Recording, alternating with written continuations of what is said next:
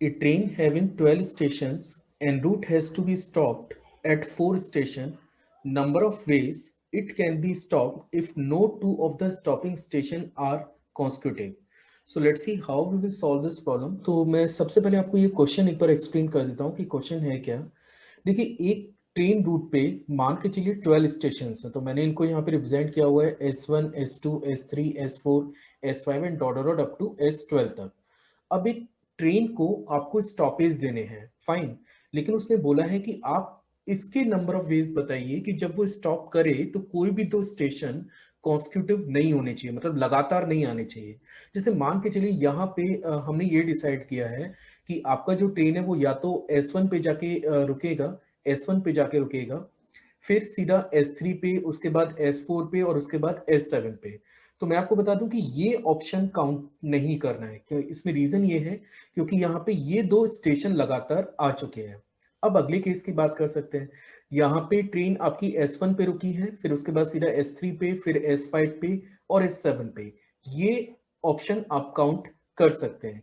इसके अलावा कुछ और मैं केसेस की बात करूं, जैसे आप ये वाले केस को भी चेक कर सकते हैं कि यहाँ पे आपकी ट्रेन S1 पे भी रुकी है, S2 पे भी रुकी है और S3 पे भी रुकी है। तो ऑब्वियसली ये वाला केस हम लोग काउंट नहीं करेंगे। रीजन वही है क्योंकि यहाँ पे लगातार दो स्टेशन आ चुके हैं। और ये फोर्थ केस को अगर आप चेक करें तो ये काउंटेड है। रीजन क्योंकि कोई भी दो स्टेशन आपको लगातार नहीं नजर आ रहे हैं। तो that is actually the question part. हमें ये पता करना है कि कितनी ऐसी पॉसिबिलिटीज होंगी जब जो ट्रेन है वो ऐसे रुके या उसका स्टॉपेज ऐसे स्टेशन पे हो जिनमें से कोई भी दो स्टेशन कॉन्स्टिट्यूटिव नहीं होने चाहिए। तो चलिए देखते हैं कि हम लोग कैसे इस प्रॉब्लम को सॉल्व करेंगे। So let's see how we will solve this problem. तो इस प्रॉब्लम को सॉल्व करने के लिए जो मेथड मैं यूज कर रहा हूँ, it is said to be a gap method. और गैप मेथड का प्रोसेस क्या है, मैं आपको पहले तीनों स्टेप्स समझा देता हूँ कि क्या क्या स्टेप्स आपको फॉलो करने होते हैं। सबसे पहले आप देखिए कि गिवन क्वेश्चन में कितने स्टेशंस मौजूद हैं। तो जैसे इस पर्टिकुलर क्वेश्चन की बात करें तो यहाँ पे 12 स्टेशन टोटल हैं। और आपको ये इसमें से वो डाटा माइनस करना है जितने स्टेशन आपको सेलेक्ट करने हैं। तो क्वेश्चन में क्योंकि आपको 4 स्टेशन सेलेक्ट करने हैं, तो स्टेप 1 को अगर मैं फाइनली कंक्लूड करूं तो यहाँ पे आप देख सकते हैं कि ये डाटा निकल के आएगा 12 minus 4 and the result is 8। Fine. दूसरा स्टेप हमारे पास ये है कि हम 8 लोकेशंस के लेफ्ट और राइट को मिला के कितने गैप जनरेट होते हैं उन गैप्स को हम लोग काउंट करेंगे। ठीक है। तो इन जनरली एक पैटर्न है कि अगर 8 जैसे सपोज स्टेशन है तो उनके लेफ्ट और राइट में मिला के 9 गैप्स जनरेट होते हैं।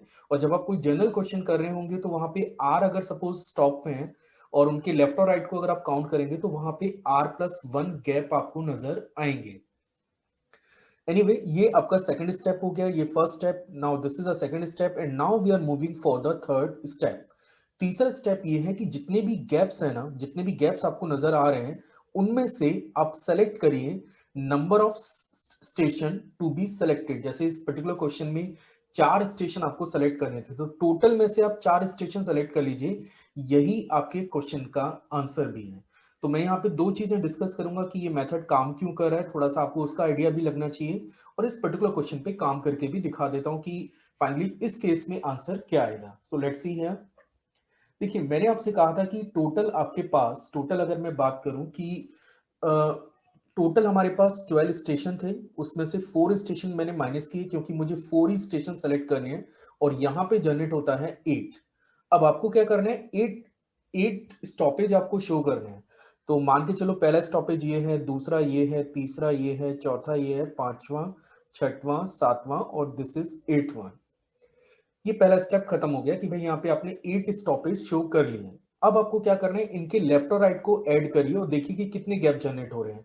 तो मैं यहाँ पे मार्क नहीं कर रहा हूं लेकिन आप देख पा रहे होंगे कि एक यहाँ पे है, एक यहाँ पे नजर आएगा, दूसरा, तीसरा, चौथा, पांचवा, और ये टोटल 9 गैप्स आपके पास हैं। These are 9 gaps. फाइन।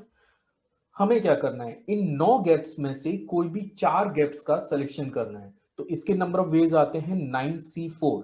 वैसे इस क्वेश्चन का यही आंसर है, 9C4 is the answer of the question. मैं बस आपको ये फील देता हूं कि ये आंसर काम कर क्यों रहा है या ये मेथड काम क्यों कर रहा है। तो अब जरा सोचें, लेट इट कि आपने इन 9 गैप्स में से कोई भी 4 गैप सेलेक्ट किए होंगे।